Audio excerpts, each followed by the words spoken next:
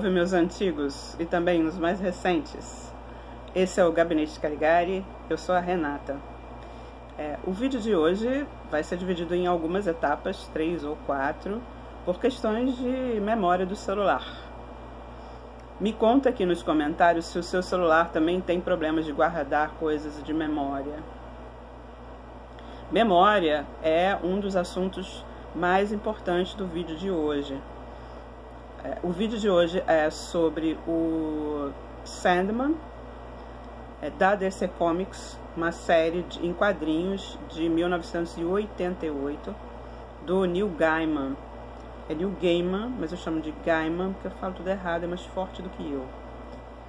Então, Neil Gaiman faz o Sandman porque ele herda um dos Sandman, são vários na Detective Comics. Conta aí também se você já sabia que se chamava Detective Comics, a DC Comics. O personagem, ele herda, já tem um elmo, que é aquele capacete que protege também a face do herói. Então ele começa recuperando esse elmo. Essa é a história inicial do Sandman. Ele também é um puxadinho que ele faz na mitologia grega e outras, mas principalmente a grega. Ele usa o Morpheus da mitologia grega. Morpheus é o deus do sono, da onde vem, por exemplo, morfina. Mas o que ele cria? Ele cria esse universo onde tem os perpétuos, todos começam com a letra D. Ele é o sonho, irmão da morte, do destruição, delírio, que não tem gênero, desejo não tem gênero, delírio, que antes era deleite, e aí surtou e tornou-se delírio. É lindo. O destino, né, que é um personagem que vive com um livro e ele vai escrevendo. As histórias estão todas ali, de todo mundo. Ele é o destino. Então esses personagens, eles são os perpétuos, eles não começam nem terminam, embora tenha transformações profundas, muito próximas do que é a morte que a gente conhece. Então, esses dois trabalhos, né, esse que eu acabei que eu ainda estou, né, na verdade, descrevendo um pouco, e o da Andrea Del Fuego, que é um trabalho de 2013 da Companhia das Letras, As Miniaturas. Ambos querem tematizar o que acontece com a gente quando a gente sonha. Eu até pensei, enquanto eu preparava um pouco isso, bom, os animais eu acho que sonham, não sei se pedras e objetos sonham, não sei. Mas a gente está falando das consciências humanas, o que acontece quando a gente dorme, né? Para o Neil Gaiman, a gente vai para o sonhar, que é um reino. Andrea Del Fuego, acontece tudo dentro de um prédio. É uma narrativa de uma lógica corporativa. Bom, então o Neil Gaiman é extremamente influenciado pelo Joseph Campbell, aquele autor do Herói das Mil Faces. Isso a gente fala um pouquinho depois. Sandman também é um personagem da mitologia anglicana do Reino Unido e dos Estados Unidos, que é um personagem que joga areia nos olhinhos das crianças quando elas estão com sono, e por isso que elas ficam com os olhos piscando. Eu não conheço o personagem original, conheço do conto do Hoffman, que é muito mais dark, para outras coisas, ligação com outras coisas. Aliás, Feliz Halloween, Feliz Dia do Saci e Feliz Ano Novo. Mas então, da mitologia grega, ele rouba o Morpheus e transforma em pai do Orfeu.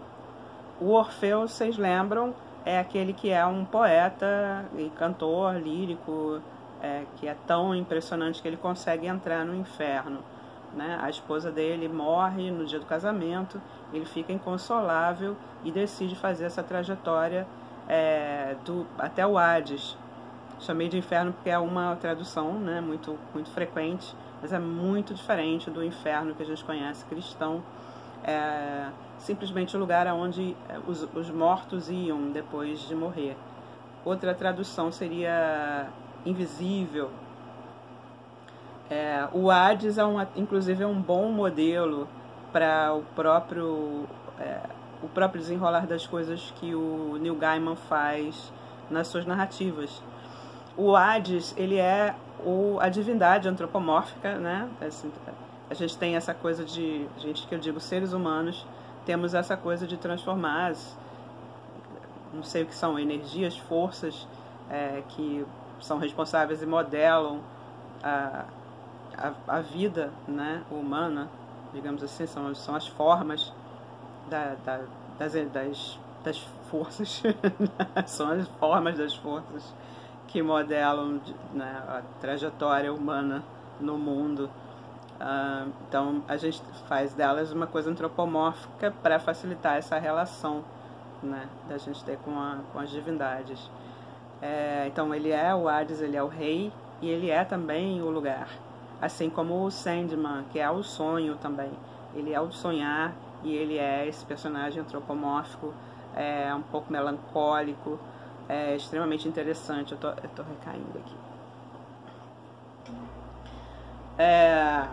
Então ele entende bem, o Neil Gaiman, sobre como são essas relações da mitologia, né? Como é que essa coisa, ela é viva, ela é interessante.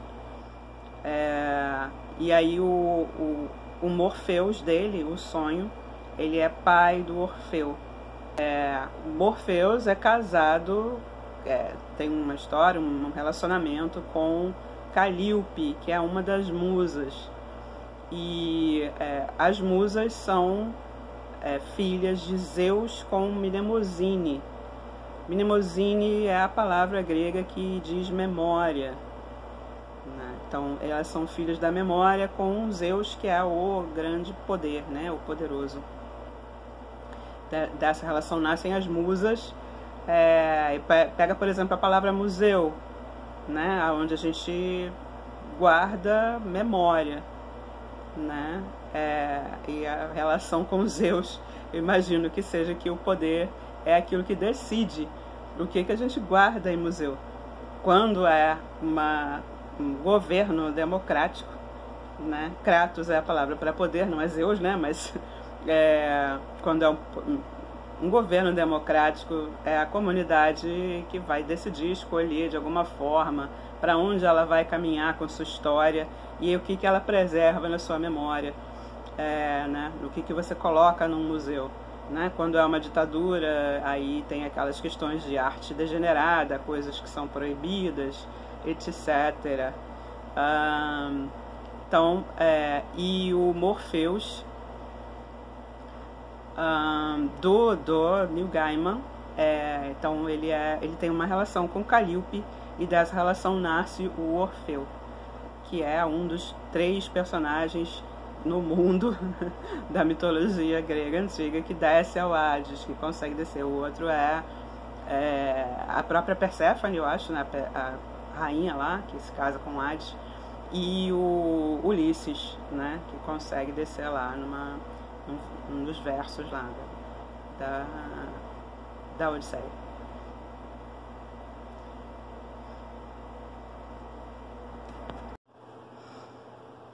O vídeo de hoje foi patrocinado pelo Felipe Xavier, que não é o professor Xavier, mas é professor.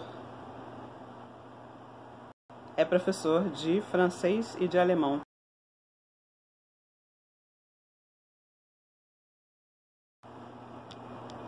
Então, até o próximo vídeo.